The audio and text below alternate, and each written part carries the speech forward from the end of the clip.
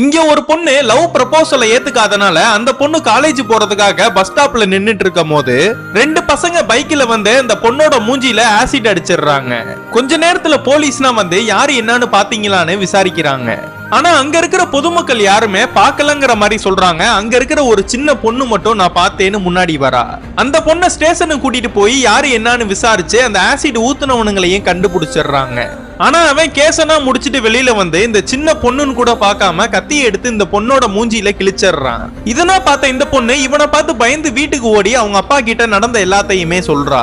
நடந்த விஷயத்த கேட்ட இந்த அப்பா அந்த பொண்ணை கூட்டிட்டு போய் வாழ்க்கையில நீ எதை பார்த்து பயந்தியோ அதை பார்த்து நீ மறுபடியும் பயந்துடக்கூடாதுங்கிற ஒரு காரணத்துக்காக இந்த பொண்ணை கூட்டிட்டு போய் பசங்கன்னா பாக்ஸிங் பண்ற இடத்துல சேர்த்து விடுறாரு.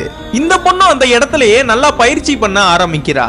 அதுக்கப்புறம் அந்த ஆசிட் ஊத்துன அந்த பொண்ணையும் ஹாஸ்பிட்டல்ல இருந்து வீட்டுக்கு கூட்டிட்டு வராங்க.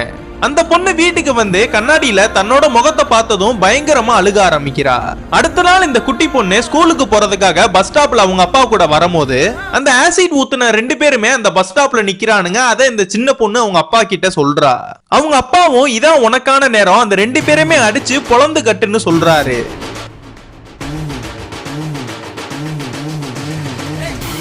இந்த பொண்ணு ஃபைட்டிங் கிளாஸ்னா போனனால பயங்கரமா அவனுங்களை போட்டு அடிக்க ஆரம்பிக்கிறா.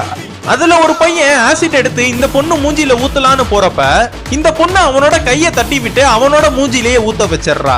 ஒரு பொண்ணுனா இப்படிதான் போல்டா இருக்கணுங்கிறத ப்ரூவ் பண்றா. இந்த பொண்ணு பண்ணது கரெக்ட்னு உங்களுக்கு தோணுச்சுன்னா கீழே கமெண்ட் பாக்ஸ்ல எஸ்ன்னு போட்டு போங்க.